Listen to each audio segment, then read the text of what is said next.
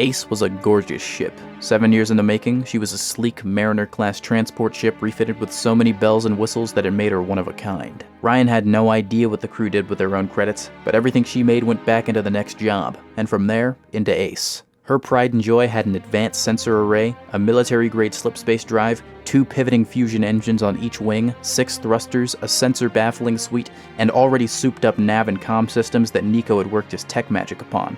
There wasn't much the ship needed anymore, though a smart AI would be nice. The Ace of Spades was more than a ship. It was her workhorse, her home, her sanctuary. Above all, it was her escape. Her means to leave whenever she wanted to leave, to fly, to hunt, to explore. The universe was hers to navigate because of that ship, and she'd be damned if she ever let anything change that.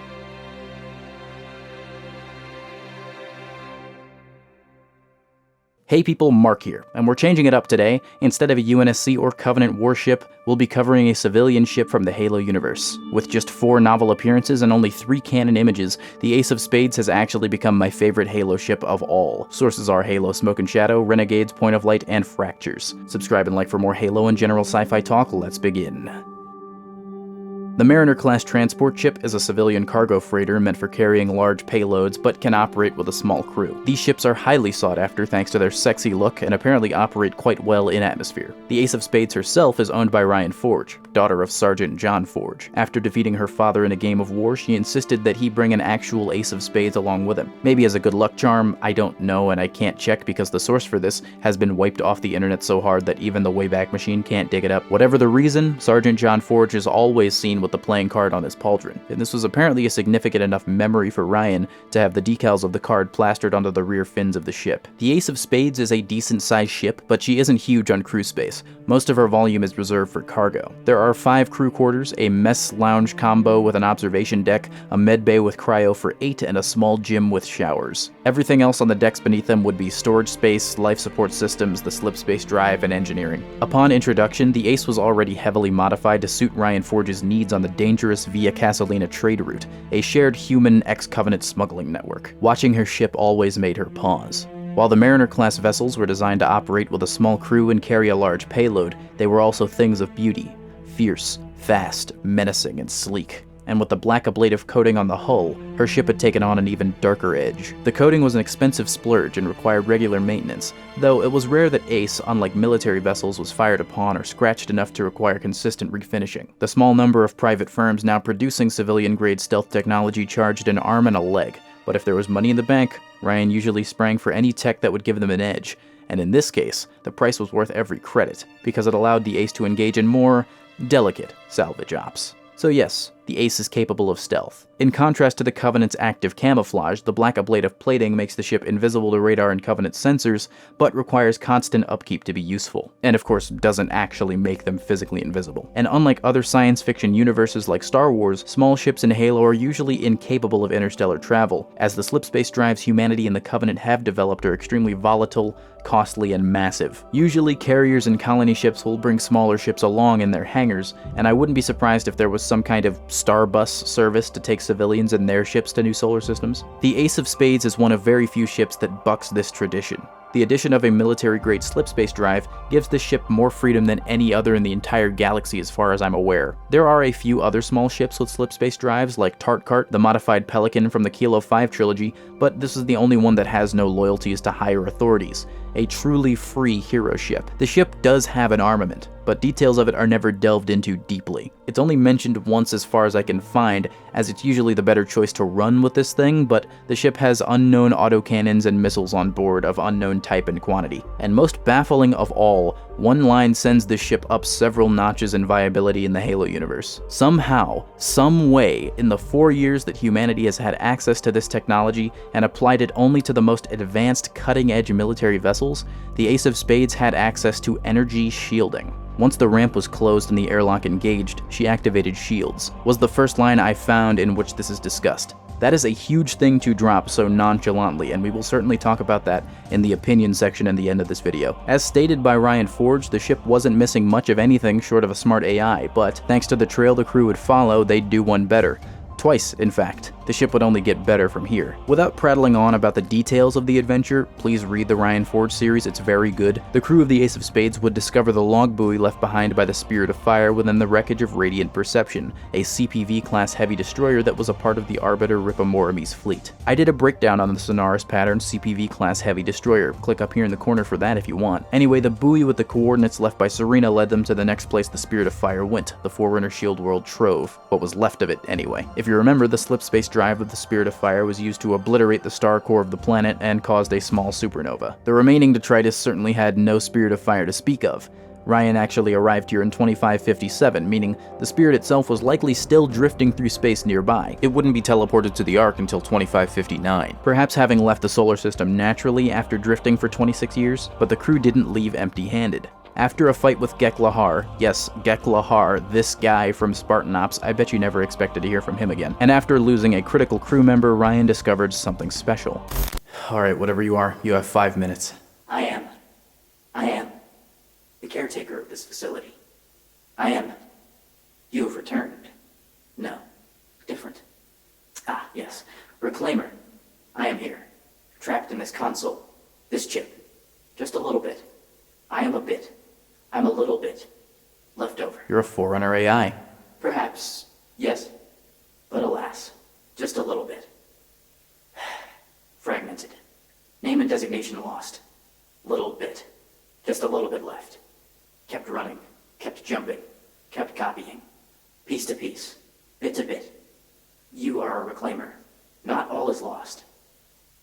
Ryan takes the unnamed AI back to the Ace of Spades, stored within its data chip, and sets the chip down on her desk in her quarters. But upon the ship's activation, Kip Silas, the Ace's engineer, noticed that the ship had spooled up much faster than usual. As it turns out, the AI had transferred some of itself from the chip to Ryan's tac pad the moment she touched the console it was stored in. Now that she was on board the ship, the AI was able to access its systems and alter the ship's software. All of this is to say that Forerunner AIs and Scylla's are absolutely ridiculous in their capabilities. The crew accepted the AI into their ranks, and seeing as it couldn't remember its own name, they dubbed it Little Bit. Without hesitation, Little Bit had improved Ace's navigational, mapping, and comm systems, streamlined energy output and stealth capabilities, reworked baffling engines to be more productive, and made adjustments to the slipspace drive, increasing speed and precision. The AI also suggests that with Kip's help, it can increase those stats by orders of magnitude if he'll make physical alterations to the engines. And much to the engineer's disbelief, Little Bit states that they will arrive in Venezia from Trove in 60 minutes.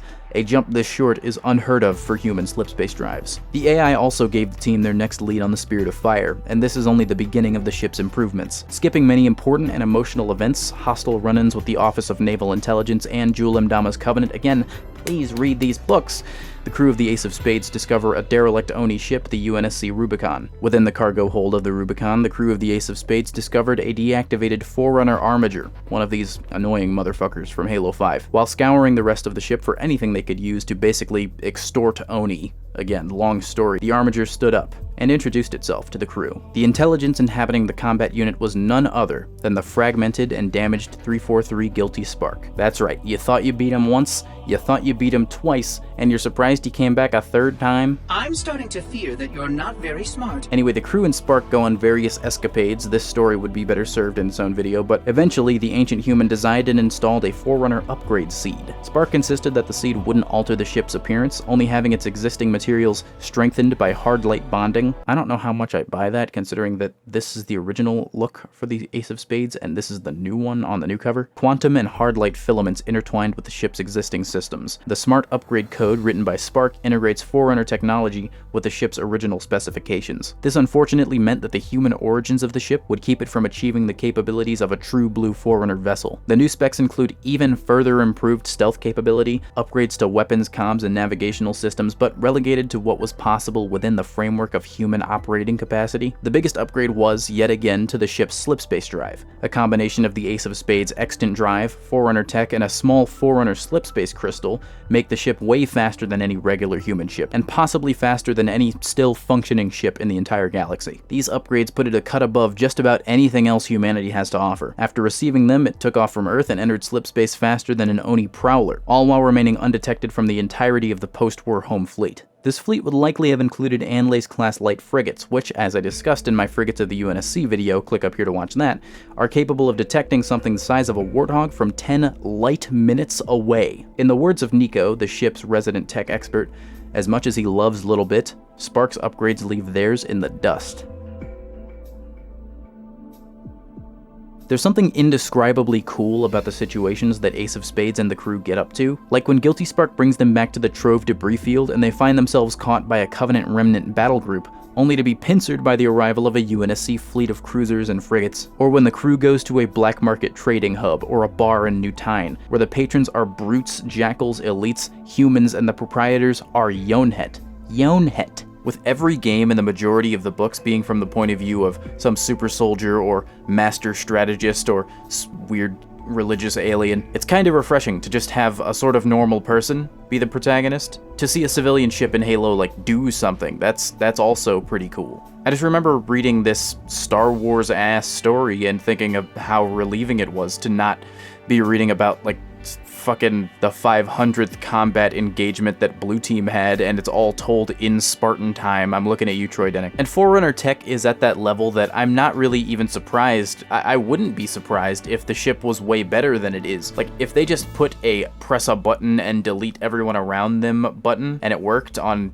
UNSC post-war ships, I wouldn't even be surprised, because the Forerunners are just that bullshit. But they didn't go that route, which, you know what, never mind, that's actually a good thing that they didn't, because that would be really dumb. But this is the power of having two Forerunner AIs actually like you, and just choosing out of their own free will to give you a hand. If you think about it like that, I'm not even surprised that Oni hasn't been able to crack some of the best Forerunner secrets. The only gripes I have with this ship, and it's not much, is that the armament is only mentioned in passing. That and the presence of shields, which, I'm gonna be honest, doesn't make a whole lot of sense. At the time this story begins, 2557, only a few human ships have ever had energy shields. The Autumn class, the Vindication class, a few Stridents, and the Infinity herself. Although I guess Ryan Forge having access to all sorts of black market goods, possibly some kind of ex-Covenant engineer to help her install it, it could feasibly make a little sense. And I'm not like a Huragok, like an engineer Kigyar who's good with tech or something. Coupled with the fact that the Ace of Spades is way smaller than any of the other ships I just mentioned, that could play into the ease of installation. Seraphs have shields, and the Ace of Spades is bigger than a Seraph by probably a few tens of thousands of tons, but the Urshwoopa pattern Phantom, the gunboat Phantom from the mission Long Night of Solace on Halo Reach,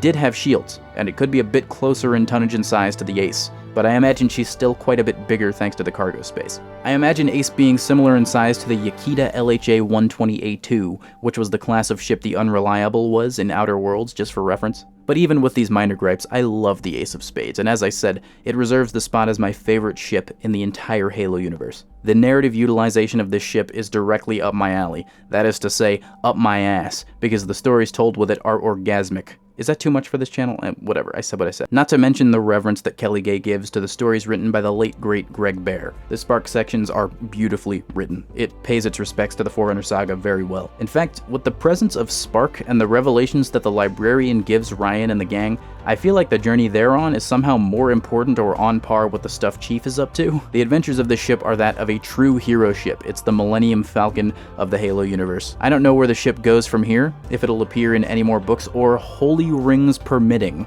it somehow appears in Halo Wars 3. And considering the crew of the Spirit of Fire, Cutter, Red Team, and Isabel, the remaining ferrets Ash, Olivia, and Veda Lopez, the banished Letvalir, Pavium, and Voridus, the last dregs of the Covenant led by Das Basvad, a prelate, and the two surviving keepers of the One Freedom, Castor and Inslan Gadagai, are all on the Ark right now, with the Ace of Spades inbound.